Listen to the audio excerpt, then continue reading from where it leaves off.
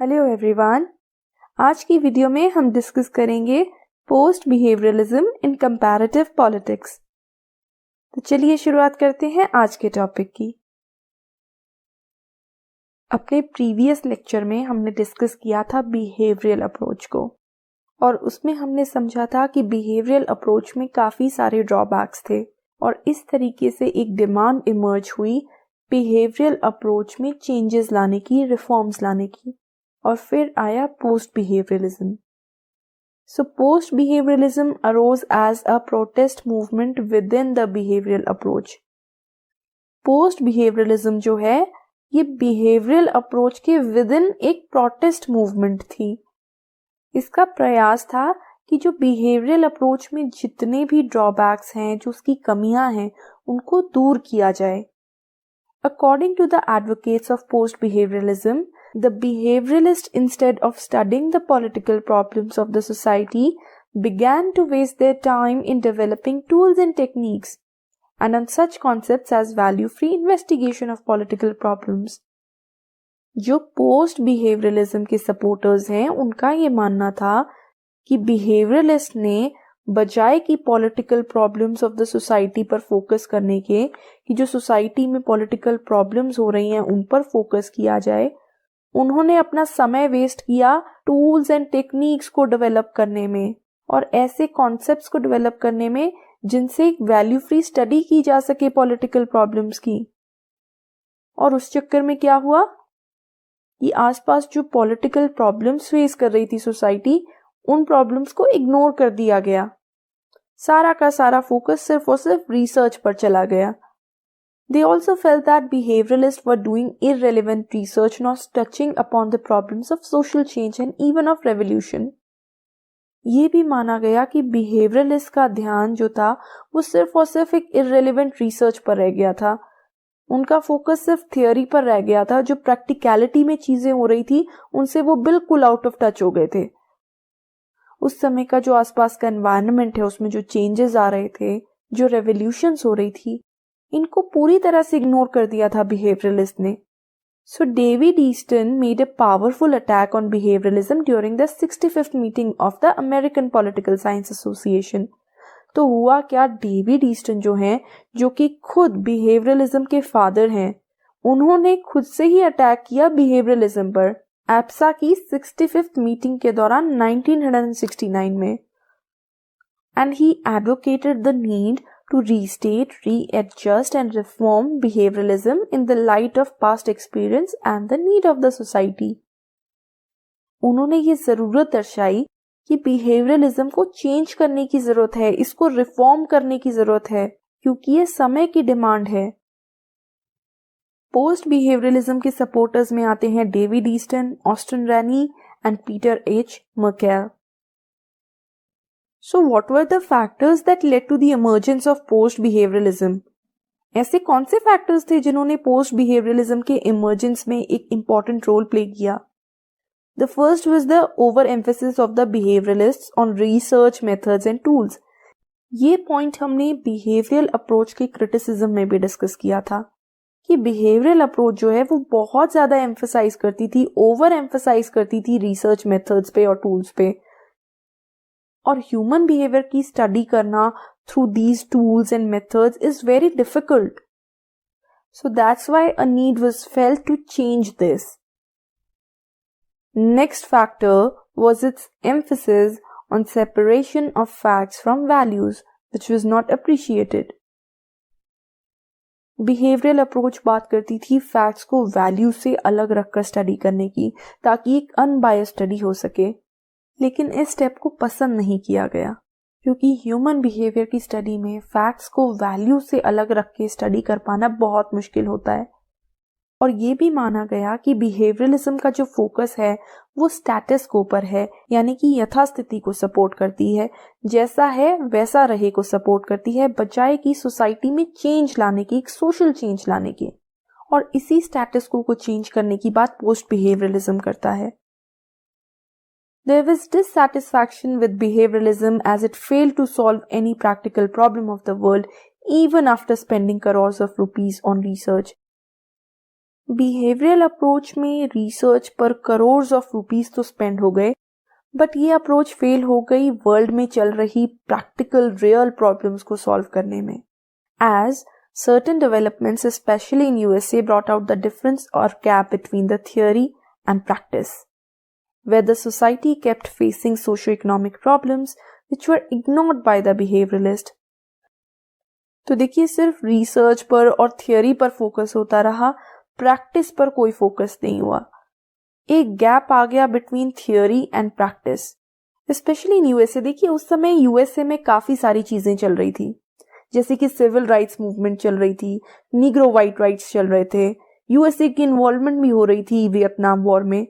तो behavioural approach के पास कोई सोल्यूशन ही नहीं था इन चीजों से डील करने का, इन प्रॉब्लम से डील करने का. And these were the practical problems. इतना पैसा स्पेंड हुआ रिसर्च करने पर, फिर भी उनके पास कोई सोल्यूशन नहीं था इन प्रॉब्लम्स के लिए. और ना ही बिहेवियरल अप्रोच इन प्रॉब्लम्स को प्रिडिक्ट कर पाई, ना ही वो ये प्रिडिक्ट कर पाई कि ये प्रॉब्लम्स इमर्ज होंगी. तो ये एक फेलियर था बिहेवियरल अप्रोच का, कि ये अपने आसपास की सोशो इकोनॉमिक प्रॉब्लम से डील ही नहीं कर पाई, क्योंकि सारा का सारा इसका फोकस सिर्फ और सिर्फ रिसर्च पर रह गया. और क्या फायदा उस रिसर्च का जब वो प्रैक्टिकल प्रॉब्लम्स को ही ना सॉल्व कर पाए. And that's the reason a need was felt that there was no use of developing techniques and research tools if the scientists were unable to understand the contemporary social and political problems. In developments की वजह से a need was felt, एक realization आई कि कोई फायदा नहीं है techniques and research tools को डेवलप करने का, अगर साइंटिस्ट जो प्रॉब्लम्स आसपास चल रही हैं, जो सोशल और पॉलिटिकल प्रॉब्लम्स चल रही हैं, उन्हीं को सॉल्व नहीं कर पा रहे, उन्हीं को अंडरस्टैंड नहीं कर पा रहे. तो इन टेक्निक्स और रिसर्च टूल्स को डेवलप करके हम क्या करेंगे? व्हाट विल वी डू जब ये आसपास की किसी प्रॉब्लम को ही नहीं सॉल्व कर सकते हैं? So these were the factors जिन्होंने पोस्ट बिहेवियरलिज्म की इमर्जेंस में इंपॉर्टेंट रोल प्ले किया. So what exactly was post-behavioralism? Post-behavioralism था क्या? क्या ये anti-behavioralism था? Post-behavioralism is not a revival of traditionalism. ये ट्रेडिशनल अप्रोचेस को दोबारा से रिवाइव करने की बात नहीं करता है. ट्रेडिशनल अप्रोचेस भी हम समझ चुके हैं. कौन कौन सी ट्रेडिशनल अप्रोचेस होती हैं? Historical, legal, philosophical, institutional. ये अप्रोचेस जो कि इंस्टीट्यूशंस की स्टडी पर फोकस करती है, ना कि ह्यूमन बिहेवियर की स्टडी पर.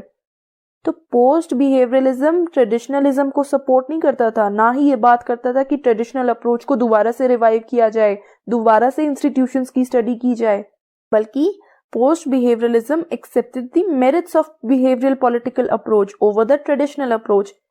ये सपोर्ट करता था बिहेवियरल पॉलिटिकल अप्रोच की जो मेरिट्स हैं, जो उसके प्लस पॉइंट्स हैं, ओवर द ट्रेडिशनल अप्रोच.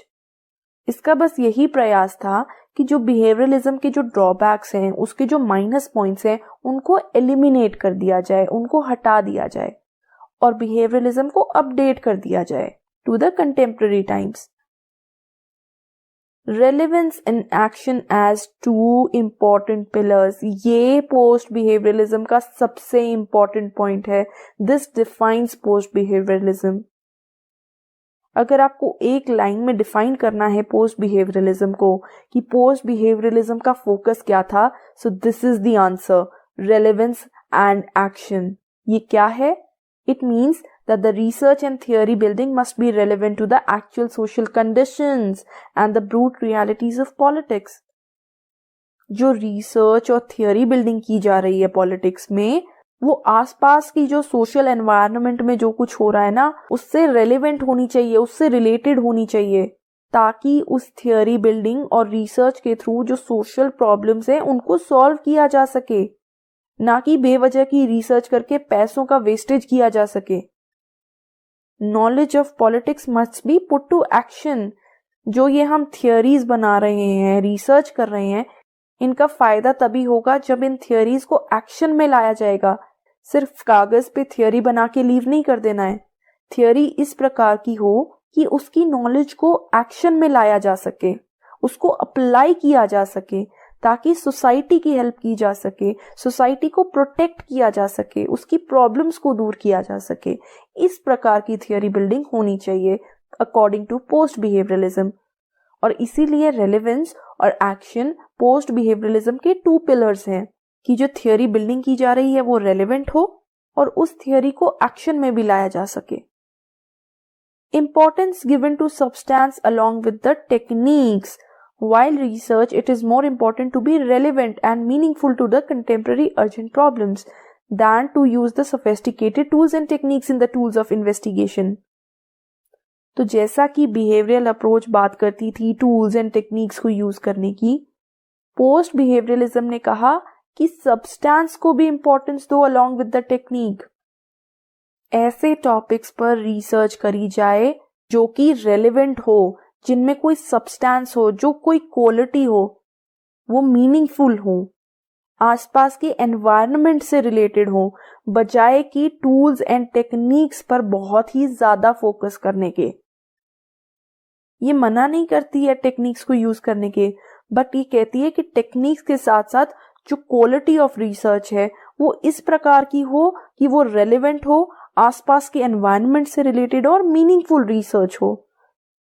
तो that's why importance was given to quality along with the technique in post-behavioralism. Next important aspect of post-behavioralism was the emphasis on the study of realities of politics. Behavioral approach को criticize किया गया था for ignoring the harsh realities of politics. Behavioural approach ने theory पर इतना ज्यादा focus कर लिया था कि आसपास की रियलिटी से वो आउट ऑफ टच हो गया था एंड इसकी वजह से इसको क्रिटिसाइज किया गया. लेकिन पोस्ट बिहेवियरलिज्म में किस चीज पर फोकस किया गया कि जो रियलिटीज हैं पॉलिटिक्स की उस पर फोकस किया जाए, आसपास जो एनवायरनमेंट में हो रहा है उस पर फोकस किया जाए. The need is to concentrate on the realities of political life, including the social conflicts and crises. Post-behavioralism ने कहा कि concentrate करने की जरूरत है political life की realities पर, और जो social conflicts हो रहे हैं और crises हो रहे हैं उन पर concentrate करने की जरूरत है. तो जैसे all of a sudden कोई दंगे हो जाते हैं सोसाइटी में, उनको स्टडी करने की जरूरत है, या जो डेमोन्स्ट्रेशंस हो रही हैं उन पर कॉन्सेंट्रेट किया जाए. जो भी आसपास के एनवायरनमेंट में हो रहा है, उस पर्टिकुलर समय पर हो रहा है, रियलिटी में हो रहा है, उस पर फोकस किया जाए, बजाय कि साइंटिफिक रिसर्च के लिए टूल्स को डेवलप करने के. Next was the emphasis on change. Politics का एम्फेसिस होना चाहिए सोशल चेंज में, समाज में एक परिवर्तन लाया जाए बेटरमेंट के लिए, बजाय कि स्टेटस को सपोर्ट करने के या यथास्थिति को सपोर्ट करने के. इसका फोकस सिर्फ फैक्ट्स के डिस्क्रिप्शन या एनालिसिस पर नहीं होना चाहिए, बल्कि समाज में एक पॉजिटिव चेंज लाने पे फोकस होना चाहिए. Next feature is that values can not be totally eliminated from politics. ये भी हमने बिहेवियरल अप्रोच वाले लेक्चर में डिस्कस किया था कि वैल्यूज को हम पॉलिटिक्स से नहीं हटा सकते हैं, क्योंकि पॉलिटिक्स में तो हम राइट और रॉन्ग की स्टडी करते हैं, क्या सही है क्या गलत है इसकी हम स्टडी करते हैं. तो इसलिए पोस्ट बिहेवियरलिस्ट ने क्या किया, इन्होंने रिजेक्ट कर दिया वैल्यू न्यूट्रलिज्म को. ये एक काफी इंपॉर्टेंट फीचर था पोस्ट बिहेवियरलिज्म का कि जिस वैल्यू और फैक्ट्स के सेपरेशन की बात बिहेवियरलिज्म करता था उसको पोस्ट बिहेवियरलिस्ट ने रिजेक्ट कर दिया और ये मान लिया कि वैल्यूज को हम फैक्ट से अलग नहीं कर सकते हैं. वैल्यूज जो हैं वो पॉलिटिक्स की स्टडी का एक इनसेपरेबल पार्ट है, एक ऐसा पार्ट है जो कि उससे अलग नहीं हो सकता है. इसलिए हम वैल्यूज को अलग नहीं कर सकते पॉलिटिक्स की स्टडी में, स्पेशली जब ह्यूमन बिहेवियर की स्टडी की जा रही है. तो इस प्रकार से पोस्ट बिहेवियरलिज्म जो है वो बिहेवियरल अप्रोच से डिफरेंट था. ये एक प्रयास था उन सभी ड्रॉबैक्स को हटाने का जिसके लिए बिहेवियरल अप्रोच का क्रिटिसिज्म किया जा रहा था. Another important feature of post-behavioralism was focus on development as an action science which works to bring change for the betterment in society. Post-behavioralism ने पॉलिटिक्स को या पॉलिटिकल साइंस को एक एक्शन साइंस बनाने की बात करी, यानी कि एक ऐसी साइंस जो सोसाइटी में चेंज लाती है बेटरमेंट के लिए, भलाई के लिए. The intellectual as scientists should put their knowledge to work and research towards reshaping the society. And the stress should be on contemporary conflicts in society over the ideals. Post behaviourism support करती थी कि जो scientist हैं वो अपनी knowledge का प्रयोग करें इस प्रकार का कार्य करने में या इस प्रकार की रिसर्च करने में जिससे सोसाइटी को रीशेप किया जा सके, सोसाइटी की बेटरमेंट की जा सके, जो सोसाइटी प्रॉब्लम्स फेस कर रही है उनको दूर किया जा सके ताकि एक बेटर सोसाइटी बन सके, और आसपास के जो कॉन्फ्लिक्ट्स चल रहे हैं उस पर फोकस किया जा सके बजाय कि टूल्स एंड टेक्निक्स पर फोकस करने के. Another feature was the politicization of professions. The scholars, along with professional associations and universities, should play an active role in actual political process. Post behavioralism का मानना था कि जो पॉलिटिकल साइंस के scholars हैं और उसके साथ ही साथ जो प्रोफेशनल एसोसिएशंस हैं और जो यूनिवर्सिटीज हैं वो एक एक्टिव रोल प्ले करें रियल पॉलिटिकल प्रोसेस में, यानी कि वो पॉलिटिकल प्रोसेस में एक्टिव पार्टिसिपेशन करें, वो पॉलिटिक्स में आए, इलेक्शंस लड़ें, उन इलेक्शंस को जीतें और इस प्रकार पॉलिटिकल प्रोसेस का वो एक पार्ट बने. और इस रोल को प्ले करके क्या होगा, they should work towards bringing positive reforms in the society. Political science के स्कॉलर्स जब पॉलिटिकल प्रोसेस में आएंगे फिर वो एक्टिवली कार्य कर पाएंगे सोसाइटी में चेंजेस लाने का, पॉजिटिव रिफॉर्म्स लाने का. तो ये प्रोफेशंस के पॉलिटिसाइजेशन की बात करती है. ये चाहती है कि जो स्कॉलर्स हैं वो पॉलिटिक्स में आए, वो एक्टिव पॉलिटिक्स का हिस्सा बने. इस प्रकार जब वो जीत के इलेक्ट होकर आएंगे वो लोगों की भलाई के लिए कार्य कर सकेंगे, सोसाइटी में रिफॉर्म्स कर सकेंगे. So these were the features of post-behavioralism. Post-behavioralism की significance क्या थी? It was a bold attempt to reform some of the weakness of behavioralism by supporting primacy of substance over the technique. तो देखिए, post behaviourism को समझ लेने के बाद, इसके फीचर्स को जान लेने के बाद ये क्लियर हो जाता है कि ये एक प्रयास था जिसके द्वारा बिहेवियरलिज्म की जो जितनी भी वीकनेसेस हैं उसको हटा दिया जाए और बिहेवियरलिज्म में एक रिफॉर्म लाया जाए. ये इंपॉर्टेंस देता था सब्सटेंस को ओवर द टेक्निक्स, यानी कि क्वालिटी को over the technique, socially relevant research over pure science, ऐसी रिसर्च की जाए जो कि सोशली रेलेवेंट हो rather than pure science. Pure science का सपोर्ट करती थी behaviourism. Political action over academic neutrality. Academic neutrality की बात करता था बिहेवियरलिज्म, वेराज पोस्ट बिहेवियरलिज्म बात करता था पॉलिटिकल एक्शन की. पॉलिटिक्स को एक एक्शन साइंस बनाया जाए, जितनी भी थियोरी बिल्डिंग की जा रही है उसे एक्शन में लाया जाए. एंड इवन जो स्कॉलर्स हैं पॉलिटिकल साइंस के वो भी एक्टिव पॉलिटिक्स का पार्ट बने. इसका सपोर्ट करती थी post behaviourism. It supported social change over the social conservatism. तो ये स्टेटस को की बजाय सोशल चेंज को सपोर्ट करती थी. Politics should work to bring the social change in the society. Post-behavioralism tried to lessen the dependence of politics on scientism by giving importance to values. Post-behavioralism ने एक बहुत ही important कार्य किया. वो क्या किया कि पॉलिटिक्स की डिपेंडेंस को कम किया जाए साइंटिसिज्म पे. साइंस पर जो डिपेंडेंस है उसको कम किया जा सके. वो कैसे? By giving importance to values, मूल्यों को, जिनकी बात करी गई थी बिहेवियरल अप्रोच में कि वैल्यूज को बिल्कुल हटा दिया जाए फैक्ट से. लेकिन पोस्ट बिहेवियरलिज्म ने कहा कि नो, इम्पोर्टेंस दी जानी चाहिए वैल्यूज को, और इससे जो पॉलिटिक्स की डिपेंडेंस है साइंस पे वो कम हो गई.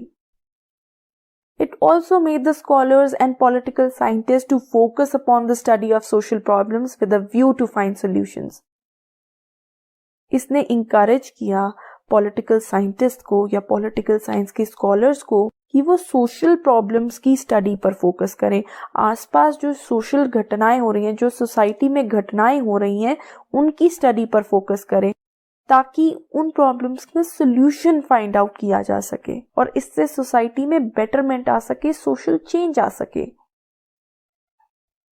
So this is how post behaviourism was different from behaviourism. और यही इसकी सिग्निफिकेंस है कि इसने बिहेवियरल अप्रोच के जो वीक पॉइंट्स हैं उनको हटाने का कार्य किया और ये पॉलिटिकल साइंस को पॉलिटिक्स के करीब ले गया बजाय कि नेचुरल साइंसेस के करीब ले जाने के। तो लास्ट में हम ये कंक्लूड कर सकते हैं कि पोस्ट बिहेवियरलिज्म के जो मेन प्रिंसिपल्स थे वो क्या थे कि वैल्यूज को निग्लेक्ट नहीं किया जाना चाहिए। रिसर्च जो है वो it should be more relevant to the society. ऐसी रिसर्च की जाए जो कि रेलिवेंट हो, सोसाइटी में जो आसपास हो रहा है उससे रिलेटेड हो, प्रैक्टिकल प्रॉब्लम्स पर फोकस करती हो बजाय कि आइडियल्स पर फोकस करने के। और ऐसी रिसर्च को एक्शन में लाना भी पॉसिबल हो। Intellectual should have a positive role to play in society. Intellectuals जो हैं वो एक सोसाइटी में पॉजिटिव रोल प्ले करें, वो पॉलिटिकल प्रोसेस का एक एक्टिव हिस्सा बने। And the focus should be on action and not just theory. ये प्रिंसिपल्स हैं जो पोस्ट बिहेवियरलिज्म को डिफाइन करते हैं और हम ये कंक्लूड कर सकते हैं कि post behaviourism was not anti behaviourism because it did not oppose the behavioral approach but only added some modifications। ये एंटी बिहेवियरलिस्ट नहीं था क्योंकि ये सिर्फ और सिर्फ बिहेवियरल अप्रोचेस में कुछ चेंजेस करना चाहता था, जो उसकी वीकनेसेस थी उसको हटाना चाहता था। ये उसको अपोज नहीं करता था, सिर्फ उसको रिफॉर्म करना चाहता था। So this was post behaviourism. Hope ये टॉपिक आपको समझ में आया होगा। तो आज की वीडियो में इतना ही। अगर आपको मेरी वीडियो पसंद आई हो तो इसे लाइक कीजिएगा, शेयर कीजिएगा और मेरे चैनल को सब्सक्राइब कीजिएगा। Thank you so much. आपका दिन शुभ हो।